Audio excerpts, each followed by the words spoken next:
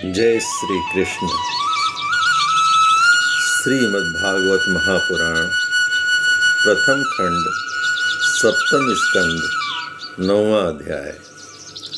प्रहलाद जी के द्वारा नृसिंह भगवान की स्तुति। नारद जी कहते हैं, इस प्रकार ब्रह्मा शंकर आदि सभी देवगण नृसिंह भगवान के क्रोधावेश को शांत न कर सके और न उनके पास जा सके।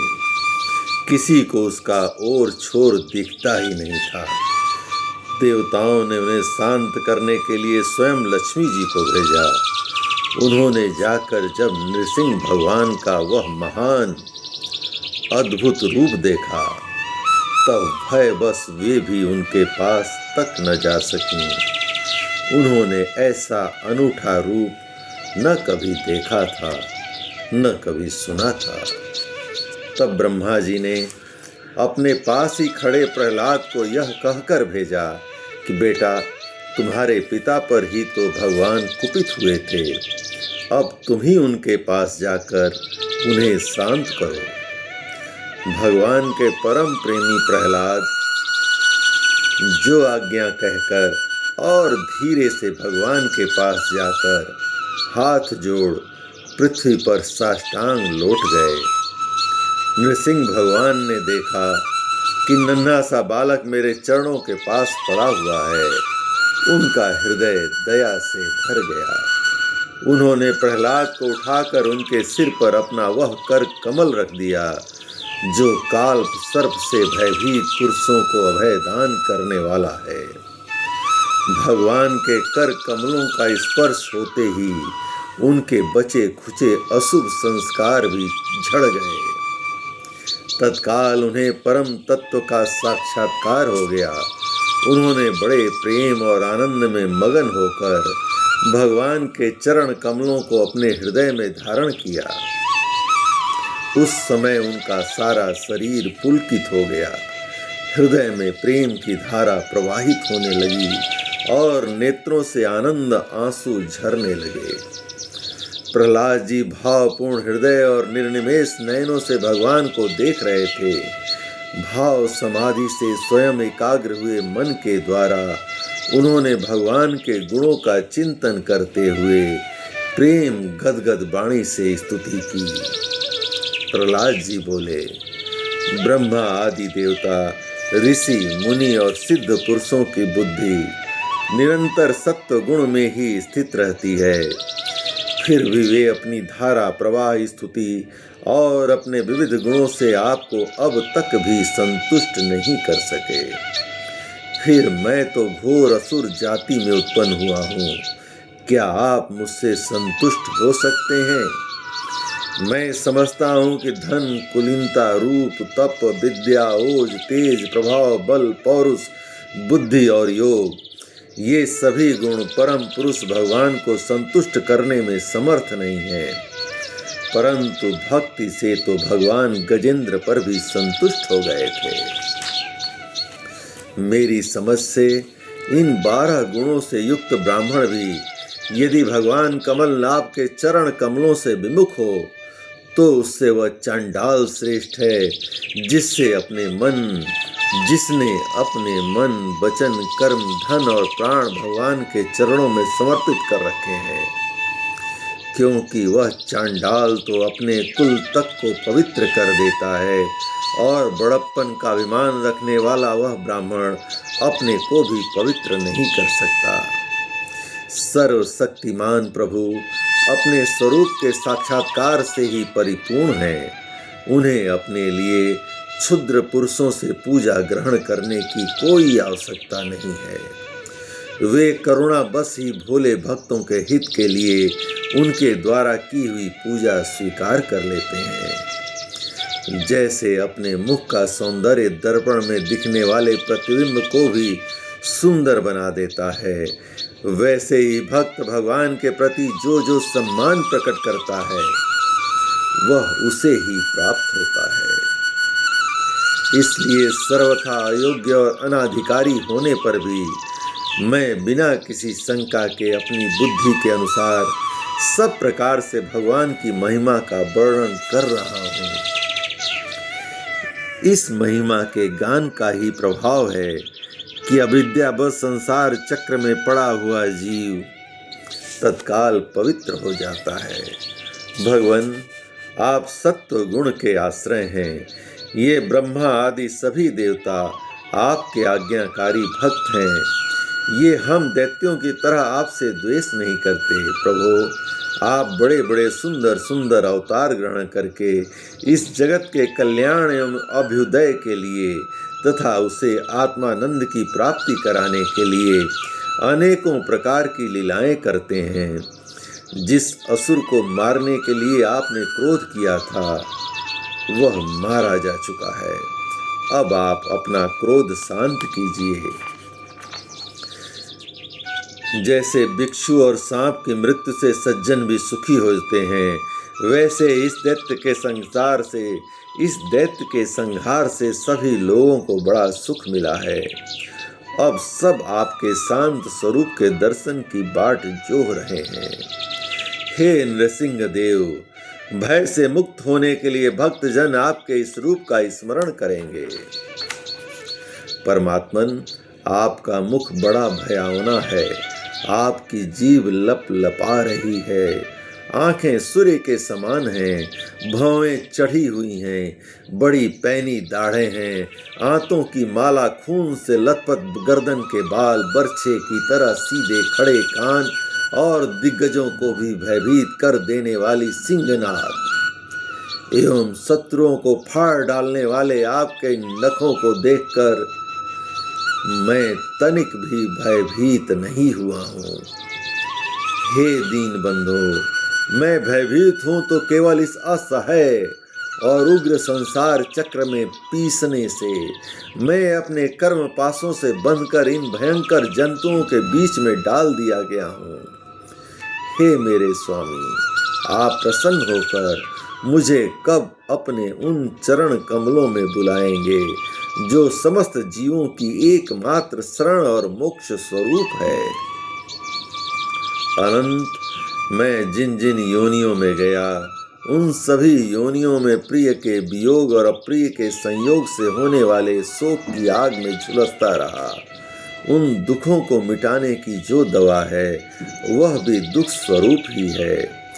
मैं न जाने कब से अपने से अतिरिक्त वस्तुओं को आत्मा समझकर इधर उधर भटकता रहा हूँ। अब आप ऐसा साधन बतलाइए जिससे कि आपकी सेवा भक्ति प्राप्त कर सकूं। प्रभु, आप हमारे प्रिय हैं, अहेतुक हितैषी सुहृद हैं। आप ही वास्तव में सबके परम आराध्य हैं।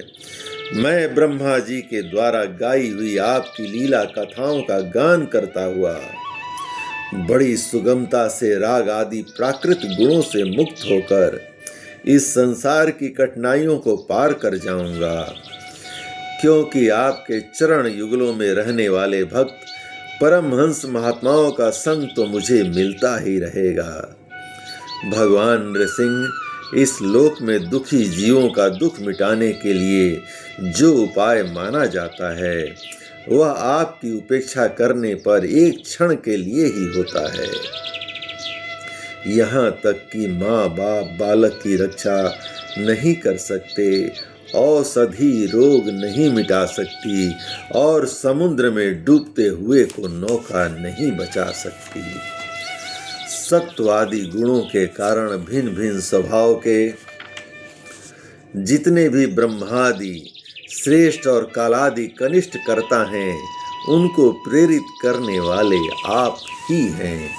वे आपकी प्रेरणा से जिस आधार में स्थित होकर जिस निमित्त से जिन मिट्टी आदि उपकरणों से जिस समय जिन साधनों के द्वारा जिस अदृष्ट आदि की सहायता से जिस प्रयोजन के उद्देश्य से जिस विधि से जो कुछ उत्पन्न करते हैं या रूपांतरित करते हैं, वे सब और वह सब आपका ही स्वरूप है। पुरुष की अनुमति से काल के द्वारा गुणों में क्षोभ होने पर माया मन प्रधान लिंग शरीर का निर्माण करती है। यह लिंग शरीर बलवान कर्ममय एवं अनेक नाम रूपों में आसक्त छंदोमय है। यही अविद्या के द्वारा कल्पित मन, 10 इंद्रिय और 5 तन्मात्रा, इन 16 विकार रूप औरों से युक्त संसार चक्र है। जन्म रहित प्रभो, आपसे भिन्न रहकर ऐसा कौन पुरुष है जो इस मन रूप संसार चक्र को पार कर जाए। हे सर्वशक्तिमान प्रभो, माया इस 16 अरों वाले संसार चक्र में डालकर ईख के समान मुझे पेर रही है। आप अपनी चैतन्य शक्ति से बुद्धि के समस्त गुणों को सर्वदा पराजित रखते हैं और काल रूप से संपूर्ण साध्य और साधनों को अपने अधीन रखते हैं। मैं आपकी शरण में आया हूँ, आप मुझे इससे बचाकर अपनी सन्निधि में खींच लीजिए। भगवन, जिनके लिए संसारी लोग बड़े लालायित रहते हैं, स्वर्ग में मिलने वाली समस्त लोकपालों की वह आयु लक्ष्मी और ऐश्वर्य में खूब देख लिए।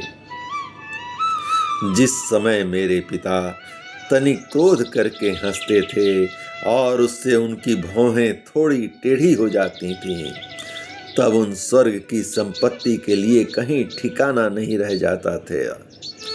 वे लुटती फिरती थीं, किंतु आपने मेरे उन पिता को भी मार डाला।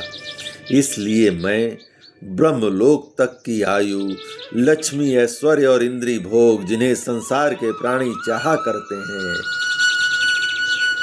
नहीं चाहता, क्योंकि मैं जानता हूँ कि अत्यंत शक्तिशाली काल का रूप धारण करके आपने उन्हें ग्रस रखा है। इसलिए मुझे आप अपने दासों की सन्निधि में ले चलिए। विषय भोग की बातें सुनने में ही अच्छी लगती हैं, वास्तव में वे मृग तृष्णा के जल के समान नितांत असत्य हैं और यह शरीर भी जिससे वे भोग भोगे जाते हैं अगणित रोगों का उद्गम स्थान है। कहाँ वे मिथ्या विषय भोग और कहाँ यह रोग युक्त शरीर। इन दोनों की क्षण भंगुरता और असारता जानकर भी मनुष्य इनसे विरक्त नहीं होता। वह कठिनाई से प्राप्त होने वाले भोग के नन्हे नन्हे मधु बिंदुओं से अपनी कामना की आग बुझाने की चेष्टा करता है। प्रभु, कहाँ तो इस तमोगुणी असुर वंश में रजोगुण से उत्पन्न हुआ मैं, और कहाँ आपकी अनंत कृपा। धन्य है आपने अपना परम प्रसाद स्वरूप और संकल्प संतान पहारी वह कर कमल मेरे सिर पर रखा है, जिसे आपने ब्रह्मा, शंकर और लक्ष्मी जी के सिर पर भी कभी नहीं रखा। दूसरे संसारी जीवों के समान आप में छोटे बड़े का भेदभाव नहीं है, क्योंकि आप सबके आत्मा और अकारण प्रेमी हैं। फिर भी कल्प वृक्ष के समान आपका कृपा प्रसाद भी सेवन भजन से ही प्राप्त होता है। सेवा के अनुसार ही जीवों पर आपकी कृपा का उदय होता है। उसमें जातिगत उच्चता या नीचता कारण नहीं है। भगवन, यह संसार एक ऐसा अंधेरा कुआं है जिसमें काल रूप सर्प डसने के लिए सदा तैयार है। विषय भोगों की इच्छा वाले पुरुष उसी में गिरे हुए हैं। मैं भी संग बस उनके पीछे उसी में गिरने जा रहा था। परंतु हे भगवान, देवर्षि नारद ने मुझे अपना कर बचा लिया। परंतु हे भगवान, देवर्षि नारद ने मुझे अपना कर बचा लिया, तब भला मैं आपके भक्त जनों की सेवा कैसे छोड़ सकता हूँ। हे अनंत, जिस समय मेरे पिता ने अन्याय करने के लिए कमर कसकर हाथों में खड्ग ले लिया और कहने लगे कि यदि मेरे सिवा कोई और ईश्वर है तो तुझे बचा ले, मैं तेरा सिर काटता हूँ, उस समय आपने मेरे प्राणों की रक्षा की और मेरे पिता का वध किया। मैं तो समझता हूँ कि आपने अपने प्रेमी भक्त सनकादि ऋषियों का वचन सत्य करने के लिए ही ऐसा किया है। भगवान, यह संपूर्ण जगत एकमात्र आप ही हैं। क्योंकि इसके आदि में आप ही कारण रूप थे, अंत में आप ही अवधि के रूप में रहेंगे और बीच में इसकी प्रतीति के रूप में भी केवल आप ही हैं।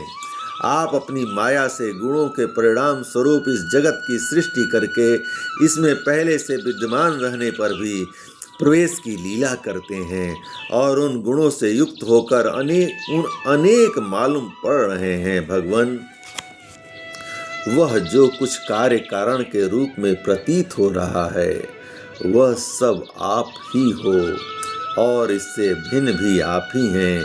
अपने पराये का भेदभाव तो अर्थहीन शब्दों की माया है, क्योंकि जिससे जिनका जन्म, स्थिति, लय और प्रकाश होता है वह उसका स्वरूप ही होता है। जैसे बीज और वृक्ष कारण और कार्य की दृष्टि से भिन्न भिन्न है, तो भी गंध तन्मात्र की दृष्टि से दोनों एक ही हैं। भगवान, आप इस संपूर्ण विश्व को स्वयं ही अपने में समेटकर आत्म सुख का अनुभव करते हुए निष्क्रिय होकर प्रलयकालीन जल में शयन करते हैं। उस समय अपने स्वयं सिद्ध योग के द्वारा बाह्य दृष्टि को बंद कर आप अपने स्वरूप के प्रकाश में निद्रा को विलीन कर लेते हैं और तुरीय ब्रह्म पद में स्थित रहते हैं। उस समय आप न तो तमो गुण से युक्त होते हैं और न तो विषयों को ही स्वीकार करते हैं। आप अपनी काल शक्ति से प्रकृति के गुणों को प्रेरित करते हैं, इसलिए यह ब्रह्मांड आपका ही शरीर है। पहले यह आप में ही लीन था। जब प्रलयकालीन जल के भीतर शेष शैया पर शयन करने वाले आपने योग निद्रा की समाधि त्याग दी, तब वट के बीज से विशाल वृक्ष के समान आपकी नाभि से ब्रह्मांड कमल उत्पन्न हुआ। उस पर सूक्ष्मदर्शी ब्रह्मा जी प्रकट हुए।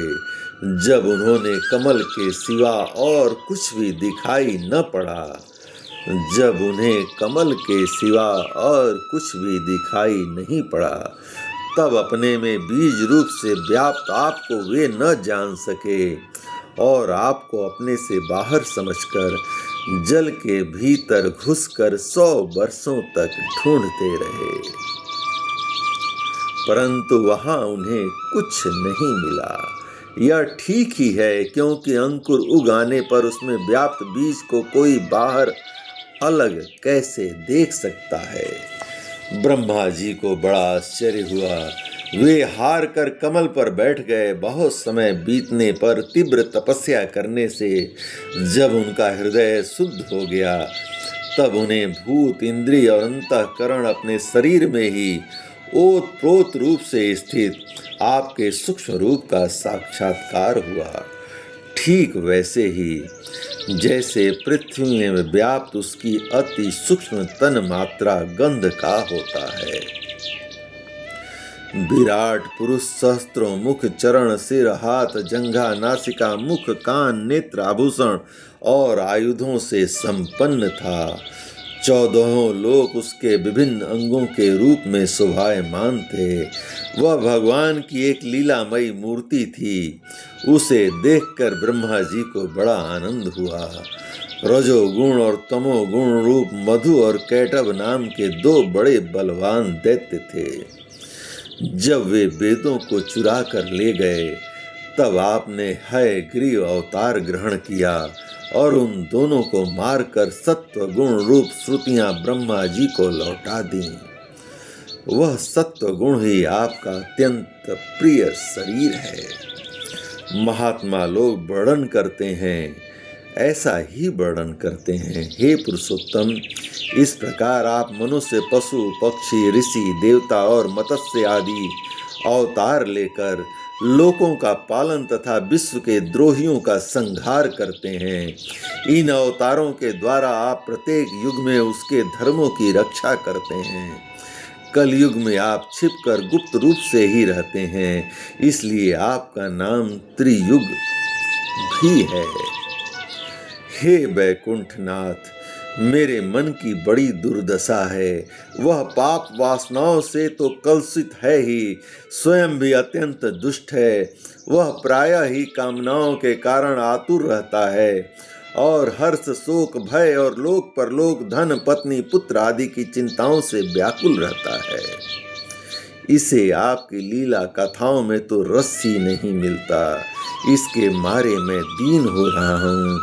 ऐसे मन से मैं आपके स्वरूप का चिंतन कैसे करूं?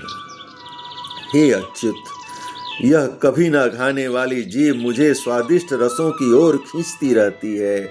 जननेंद्रिय सुंदर स्त्री की ओर, त्वचा सुकोमल स्पर्श की ओर और पेट भोजन की ओर, कान मधुर संगीत की ओर, नासिका भीनी भीनी सुगंध की ओर और ये चपल नेत्र सौंदर्य की ओर मुझे खींचते रहते हैं। इसके सिवा कर्मेंद्रियां भी अपने अपने विषयों की ओर ले जाने के लिए जोर लगाती ही रहती हैं। मेरी तो वह दशा हो रही है जैसे किसी पुरुष की बहुत सी पत्नियां उसे अपने अपने शयन गृह में ले जाने के लिए चारों ओर से घसीट रही हों।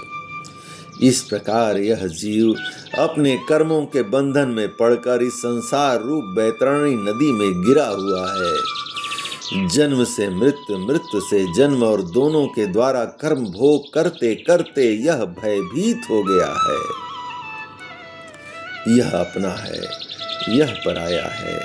इस प्रकार के भेदभाव से युक्त होकर किसी से मित्रता करता है तो किसी से शत्रुता।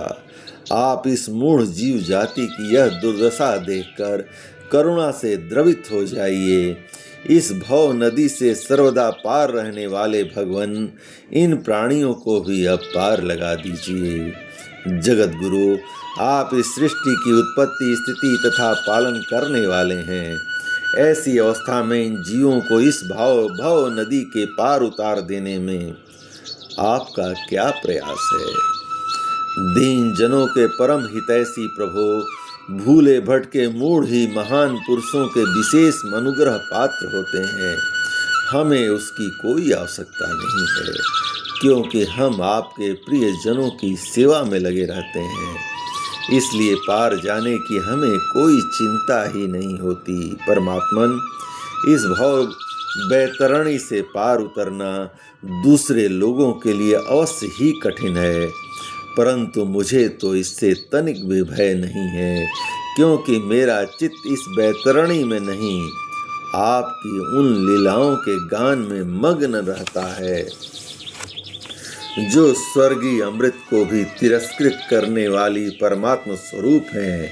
मैं उन मूढ़ प्राणियों के लिए शोक कर रहा हूँ जो आपके गुणगान से विमुख रहकर इंद्रियों के विषयों का मायामय झूठा सुख प्राप्त करने के लिए अपने सिर पर सारे संसार का भार ढोते रहते हैं। मेरे स्वामी, बड़े बड़े ऋषि मुनि तो प्रायः अपनी मुक्ति के लिए निर्जन वन में जाकर मौन व्रत धारण कर लेते हैं। वे दूसरों की भलाई के लिए कोई विशेष प्रयत्न नहीं करते, परंतु मेरी दशा तो दूसरी ही हो रही है। मैं इन भूले हुए असहाय गरीबों को छोड़कर केवल मुक्त होना नहीं चाहता और इन भटकते हुए प्राणियों के लिए आपके सिवा और कोई सहारा भी नहीं दिखता। घर में फंसे हुए लोगों को जो मैथुन आदि का सुख मिलता है वह अत्यंत तुच्छ एवं दुख स्वरूप ही है। जैसे कोई दोनों हाथों से खुजला रहा हो तो उस खुजली में पहले उसे कुछ थोड़ा सा सुख मालूम पड़ता है, परंतु पीछे से दुख ही होता है। किंतु ये भूले हुए अज्ञानी पुरुष बहुत दुख भोगने पर भी इन विषयों से अघाते नहीं।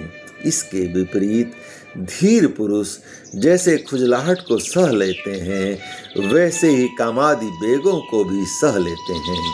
सहने से ही उनका नाश होता है। हे पुरुषोत्तम, मोक्ष के 10 साधन प्रसिद्ध हैं। मौन, ब्रह्मचर्य, शास्त्र श्रवण, तपस्या, स्वाध्याय, स्वधर्म पालन, युक्तियों से शास्त्र की व्याख्या, एकांत सेवन, जप और समाधि। परंतु जिनकी इंद्रियां बस में नहीं हैं, उनके लिए यह सब जीविका के साधन व्यापार मात्र रह जाते हैं, और दंभियों के लिए तो जब तक उनकी पोल खुलती नहीं तभी तक ये जीवन निर्वाह के साधन रहते हैं, और भंडाफोड़ हो जाने पर वह भी नहीं।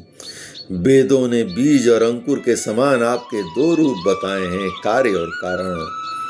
वास्तव में आप प्राकृत रूप से रहित हैं, परंतु इन कार्य और कारण रूपों को छोड़कर आपके ज्ञान का कोई साधन भी नहीं है।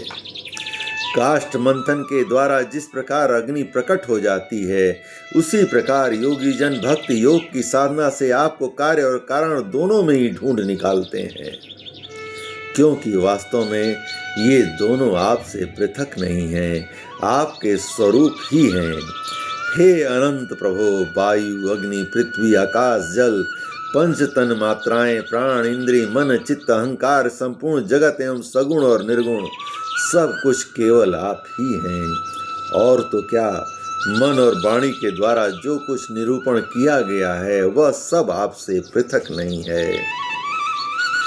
समग्र कीर्ति के आश्रय भगवान, ये सत्वादि गुण और इन गुणों के परिणाम महत तत्व आदि देवता, मनुष्य एवं मन आदि कोई भी आपका स्वरूप जानने में समर्थ नहीं है, क्योंकि ये सब आदि अंत वाले हैं और आप अनादि एवं अनंत हैं। ऐसा विचार करके ज्ञानी जन शब्दों की माया से उपरत हो जाते हैं।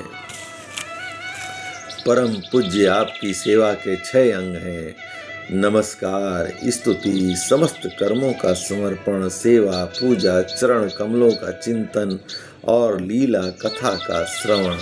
इस सड़क सेवा के बिना आपके चरण कमलों की भक्ति कैसे प्राप्त हो सकती है, और भक्ति के बिना आपको आपकी प्राप्ति कैसे होगी। प्रभु, आप तो अपने परम प्रिय भक्त जनों के परम हंसों के सर्वस्व हैं। नारद जी कहते हैं, इस प्रकार भक्त प्रहलाद ने बड़े प्रेम से प्रकृति और प्राकृत गुणों से रहित भगवान के स्वरूप भूत गुणों का वर्णन किया। उसके बाद वे भगवान के चरणों में सिर झुकाकर चुप हो गए। नृसिंह भगवान का क्रोध शांत हो गया और वे बड़े प्रेम तथा प्रसन्नता से बोले, परम कल्याण स्वरूप प्रहलाद, तुम्हारा कल्याण हो। दैत्य श्रेष्ठ, मैं तुम पर अत्यंत प्रसन्न हूँ। तुम्हारी जो अभिलाषा हो मुझसे मांग लो, मैं जीवों की इच्छाओं को पूर्ण करने वाला हूँ। आयुष्मान, जो मुझे प्रसन्न नहीं कर लेता उसे मेरा दर्शन मिलना बहुत ही कठिन है, परंतु जब मेरे दर्शन हो जाते हैं तब फिर प्राणी के हृदय में किसी प्रकार की जलन नहीं रह जाती। मैं समस्त मनोरथों को पूर्ण करने वाला हूँ, इसलिए सभी कल्याणकामी परम भाग्यवान साधु जन जितेंद्रिय होकर भी अपनी समस्त वृत्तियों से मुझे प्रसन्न करने का ही यत्न करते हैं। असुर कुलभूषण प्रहलाद जी भगवान के अनन्य प्रेमी थे, इसलिए बड़े बड़े लोगों को प्रलोभन में डालने वाले बरों के द्वारा प्रलोभित किए जाने पर भी उन्होंने उनकी इच्छा नहीं की। जय श्री कृष्ण। इस प्रकार श्रीमद् भागवत महापुराण प्रथम खंड 7वें स्कंद का 9वां अध्याय भगवान श्री कृष्ण की कृपा से पूर्ण हुआ। जय श्री कृष्ण।